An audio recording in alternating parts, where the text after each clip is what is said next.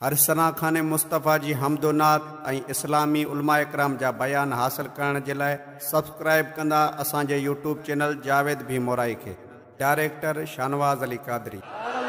के जी दिल थी जावे ताजे बेड़ो तरे समझ जी दिल थी जावे ना आ पीरन जा पीर बेड़ो तारे दे देर न कर दस्तगीर बेड़ो तारे दे जी दिल ठरे थी डाडिया भेज दस्तगीर जो नारो आखिरी घड़ी कबूल तवारी थींदी आ तो शेर बुधो इंशाअल्लाह ताला पो दुआ खैर थींदी जो आ पीरन जा पीर बेड़ो तारे दे देर न कर दस्तगीर बेड़ो तारे दे शहर सजे में मुंहिंजो घरड़ो बंद थी वियो पुटड़ो वयो आई खुशियन जो दर बंद थी वियो कोन हलियो वसवीर बेड़ो तारे दे जो देर न कर दस्तगीर बेड़ो तारे दे दस्तगीर अज जो को दिल सा पढ़ाए सब दुख सूर खत्म करे उन जो बेड़ो तारे छजा ढोल भरे छजा आ पीरन जा पीर बेड़ो तारे देर न कर दस्तगीर देर न कर दस्तगीर बेड़ो तारे दे हर को चवे तो रब जी रजा दे राज़ी रहो सब्र करे वे ही सदमाएदा सूरन सो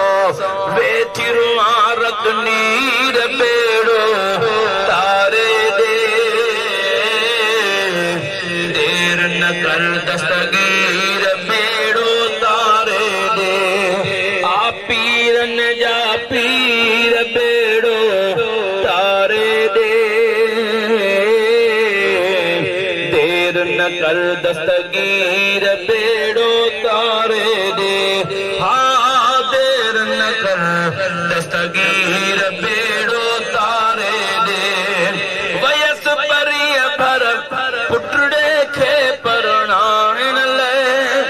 कोशिश कई मुंह पुटड़े जे घरड़े ठाइण ले आई विछोड़ जी वीर बेड़ो तारे दे आई विछोड़ जी वीर बेड़ो तारे दे सब्सक्राइब कयो असांजे चैनल जावेद भी मोराई के। हुआ जो को महल न विञाए सडड़ो तक न दस्तगीर जे दरबार में बेड़ो तरे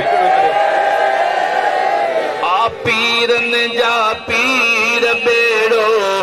तारे दे देर न कर दस्तगीर बेड़ो तारे दे हाँ देर न कर दस्तगीर बेड़ो तारे दे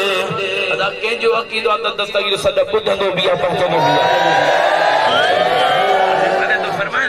आयो बगदाद का ताज दिल पर दाद करे पहुंची वने तो दिल सांजो फरियाद करे किसी जयाई मुर्शिद मीर बेड़ो तारे दे देर न कर दस्तगीर बेड़ो तारे दे हथ मथे खणी भेज दस्तगीर